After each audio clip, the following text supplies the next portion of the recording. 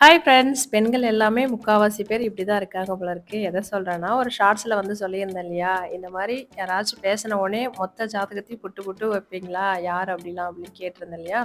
அதில எல்லாருமே வந்து நானும் அப்படிதான், நானும் அப்படிதான்னு சொல்லியிருந்தீங்க. கவிதா சிஸ்டர் மட்டும் தான் நான் அவ்வளோ சீக்கிரம் வந்து அதெல்லாம் சொல்ல மாட்டேன் அப்படின்ற மாரி சொல்லியிருந்தாங்க.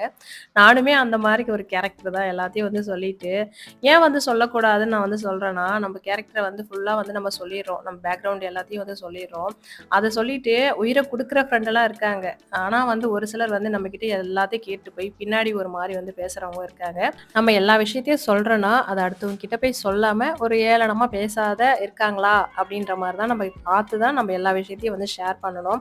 நான்லாம் நெறைய வந்து பட்டு தெரிஞ்சிருக்கேன். அதனால தான் இப்பலாம் வந்து பார்த்தீங்கன்னா, நான் அந்த மாரி நான் எதுவும் சொல்றது கிடையாது. எப்படி யார் யார் எப்படி அப்படின்ற மாரி தான் வந்து தெரிஞ்சுக்கிறது. நான் அதிகம் புரிஞ்சுக்கிறதுல வந்து பார்த்தீங்கன்னா, நம்மளோட பேக்ரவுண்ட் எல்லாம் சொன்ன பிறகு, சொன்னதுக்கு முன்னாடி இருந்த மரியாதை விட, சொன்னதுக்கு அப்புறம் வந்து மரியாதை வந்து குறைஞ்சுக்கிட்டே போகும். அதனால தான் சொல்லாம இருக்கிறதே ரொம்ப அ மேல் அப்படின்ற மாரி தான் ஒரு சிலதெல்லாம் வந்து நான் அதிகம் யார்கிட்டயும் வந்து ஷேர் பண்ண மாட்டேன். அந்த மாரி நீங்களுமே வந்து யார் யார் எப்படின்ற மாரி தெரிஞ்சுக்கிட்டு, உங்களோட எல்லா விஷயத்தையும் வந்து ஷேர் பண்ணிக்கோங்க. யாருன்னே தெரியாம மொத்த விஷயத்தையும் சொல்லிட்டு, நம்மள ஒரு மாதிரி வந்து பேசுறதா இருக்கட்டும், மரியாதை குறைவா நடத்துறதா இருக்கும். இந்த மாரிலாம் வந்து இது பண்ணிக்காதீங்க.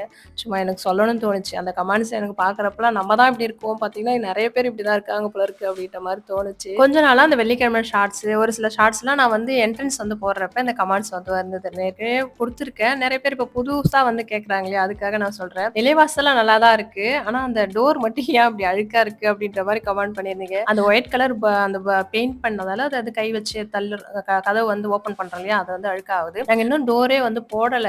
சும்மா ஒரு பலவ மட்டும் தான் அடிச்சிருக்கோம். இன்னும் வந்து நாங்க முக்காவாசி வேல தான் முடிஞ்சிருக்கு. முக்காவாசி இன்னும் வேலை நெறைய இருக்கு. கதவு போடுறது, அதுக்கப்புறம் இன்னும் நெறைய வேலைகளுக்கு ரூம்க்கே நாங்க வந்து கதவு போடாம தான் இருக்கோம். அதெல்லாம் சரி பொறுமையா வந்து செஞ்சுக்கலாம் அப்படின்றதுக்காக தான் கதவு ஏன் அப்படி இருக்கு? இன்னைக்கு காலையில போட்ட ஷார்ட்ஸ்ல ஒருத்தவங்க வந்து கேட்டிருந்தாங்க. ஆ நிலைவாசல்லாம் நல்லா பிரம்மாண்டமா இருக்கு. ஏன் கதவு மட்டும் அப்படி வச்சிருக்கீங்க? அப்படின்ற மாரி.